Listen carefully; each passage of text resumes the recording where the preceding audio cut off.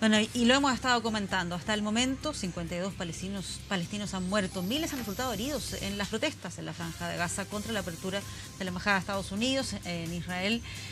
Específicamente, estamos con el ex embajador Pablo Cabrera, académico del Centro de Estudios Internacionales de la Universidad Católica. Muchas gracias por acompañarnos aquí esta tarde. Buenas tardes, Patricia. Encantado. A ver, mencionaba ahí yo dos situaciones distintas que se han visto incrementadas, intensificadas en el día de hoy. Uno es lo que está pasando en Gaza, protestas que comenzaron a fines de marzo, que tienen que ver con lo que ellos han planteado como el derecho de retorno. Y por otro lado, lo que se concretó en el día de hoy con el traslado de la Embajada de Estados Unidos desde Tel Aviv a Jerusalén, provocando ahí una fuerte polémica y cuestionamiento en general de casi todo el mundo.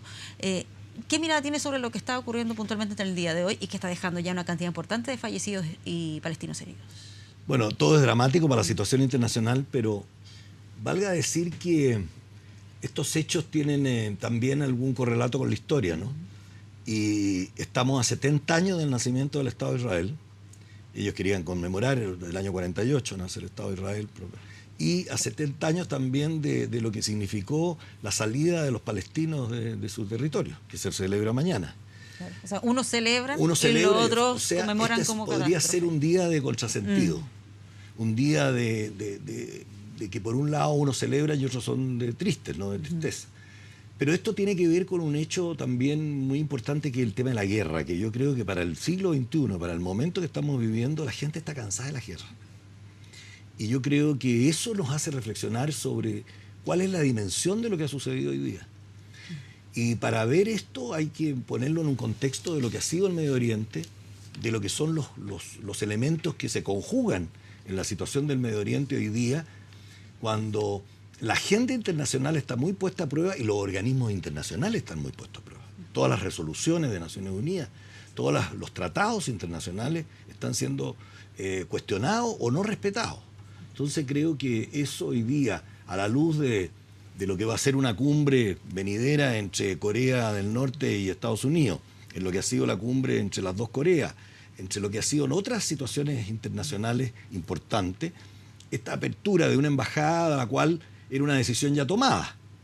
Y aquí hay que analizar también el momento. ¿Por qué lo toma en este momento? Porque esta es una decisión ya tomada hace algunos años, que la habían venido postergando los presidentes de los Estados Unidos, de acuerdo a la visión, la aproximación y el conocimiento que los Estados Unidos, y el involucramiento también que los Estados Unidos tiene en la situación del Medio Oriente. Claro, pero que en general había sido cuestionada, lo decía yo en la introducción, y de hecho el gobierno de Chile, cuando se hace este anuncio de parte de Estados Unidos, emite un comunicado donde dice: el gobierno de Chile, en consonancia con las resoluciones de Naciones Unidas, considera que Jerusalén es una ciudad con estatus especial cuya soberanía debe ser resuelta por Israel y Palestina. Califica como ilegal la ocupación y control israelí sobre Jerusalén Este. La política exterior chilena ha sido siempre muy clara en esto, se ha basado en la resolución de Naciones Unidas, la 242, que viene después de la guerra de los 8 días en el año 68.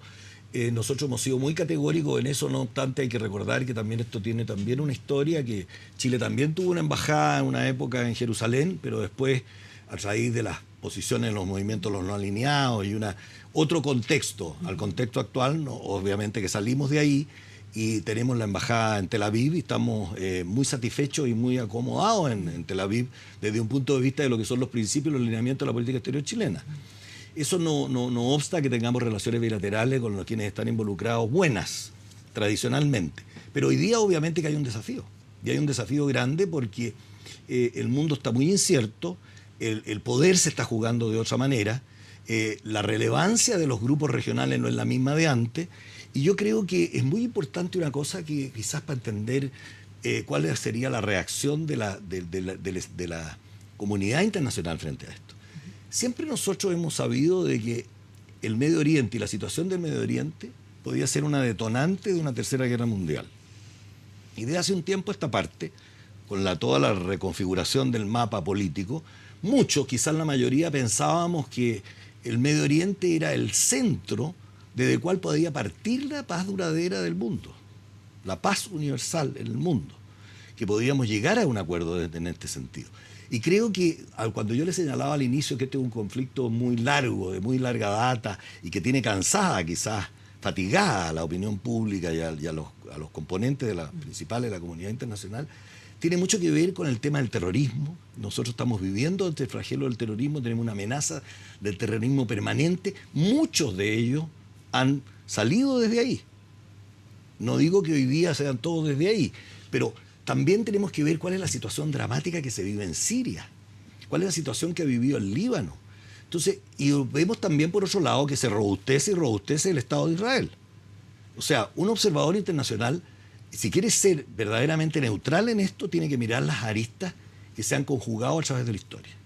A ver, sí, lo que ha dicho el presidente de Palestina, Mahmoud Abbas, es que el problema no está, dice, entre nosotros, entre los palestinos y el judaísmo, el problema es entre nosotros y la ocupación. Lo dijo esto cuando fue Donald Trump y visitó precisamente y tuvo reuniones con Palestina y con Israel, y señalando más bien que este no es un problema entre religiones, sino un tema territorial y con los cuestionamientos a los asentamientos, es decir, esto de establecer poblaciones dentro del territorio que es considerado palestino.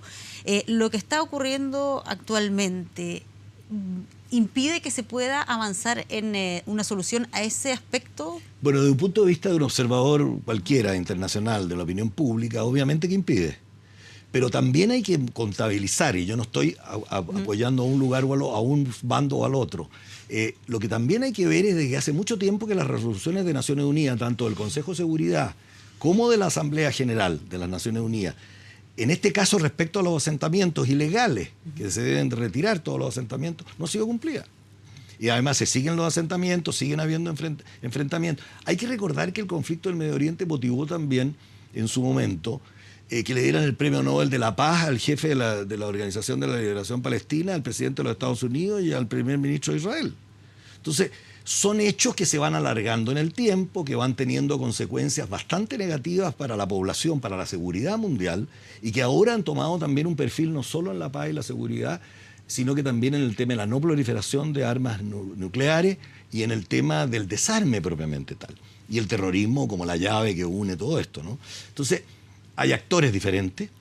Si uno ve lo que era el año 65, la situación mundial y quiénes eran los principales actores y quiénes son los principales actores hoy día, obviamente que eso tiene también que ser analizado de partida por los gobiernos, por las cancillerías y por los observadores ilustrados y menos ilustrados, con el objeto de saber verdaderamente lo que está sucediendo. Y creemos que ahí hay un conflicto latente en lo que se refiere a cuáles son los actores principales, sea Turquía, sea Irán, sea Israel, sean los Estados Unidos, sea la Unión Europea, sea la Federación de Rusia.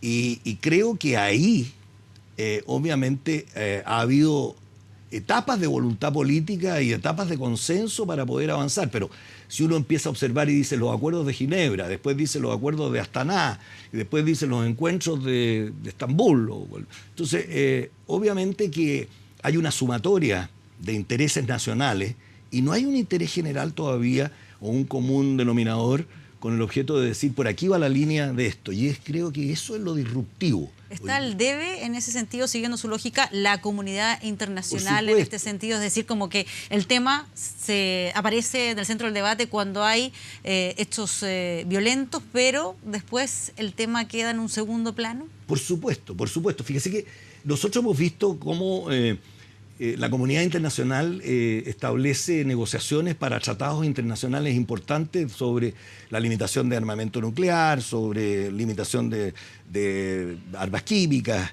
etcétera, etcétera. Incluso le dan el Premio Nobel de la Paz al Tratado Internacional de las Armas Químicas, a la cual me tocó participar en su gestión como jefe de la delegación de Chile.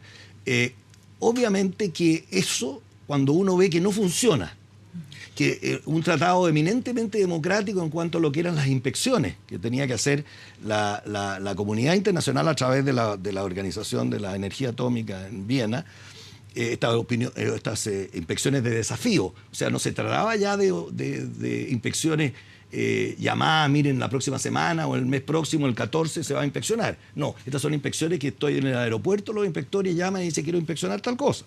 Y se vio que esto no pudo hacerse efectivo antes de lo que sucedió en Siria con el eventual utilización de armas químicas, porque al final las pruebas no las conocemos más allá que entregó el primer ministro de Israel. En segundo lugar, vemos esta salida de Estados Unidos del pacto nuclear de Irán, y que afecta a lo que usted me está preguntando sobre lo que está sucediendo en el Irán, y vemos que la Unión Europea no está de acuerdo. Los otros miembros del Consejo de Seguridad de Naciones Unidas no están de acuerdo. Y así un acuerdo donde supuestamente, y digo de nuevo la palabra supuestamente Irán estaba cumpliendo con todas las inspecciones que le hacía la Organización Mundial de la Energía. Entonces creo que estamos en una situación donde la comunidad internacional, las Naciones Unidas, los organismos internacionales y cada ciudadano, porque hoy día cada ciudadano tiene algo que decir frente a muertes de inocentes, frente a bombardeos, frente a destrucción. Es cosa de mirar cuál es la destrucción que existe frente al fanatismo religioso. Yo creo que se ha hecho mucho, por suerte y por supuesto, si no sería un caos. Pero creo que estamos en un momento de efervescencia en el cual tenemos que reflexionar y levantar un poquito la mirada y ver que los Estados Unidos no es solo el presidente Trump, sino que el poder que hay detrás. Todo lo que significó la época del presidente Obama en lo que se refería a la responsabilidad internacional y a la cooperación internacional, yo creo que no está teniendo coincidencia un año después con lo que se está haciendo frente a la comunidad internacional en esos aspectos. Entonces, ¿qué es lo que cambió? Cambió el mapa geoestratégico. Hoy día la geoestrategia es lo central en la discusión internacional y también la cultura.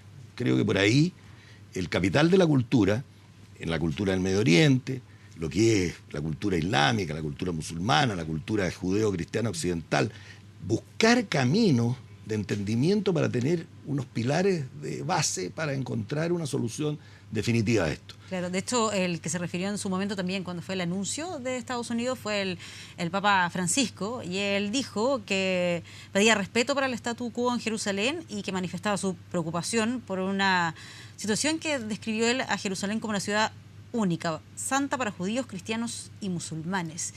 ¿Cuánto viene a provocar entonces esta decisión que ahora se concreta de Donald Trump en esto que afecta de manera tan transversal?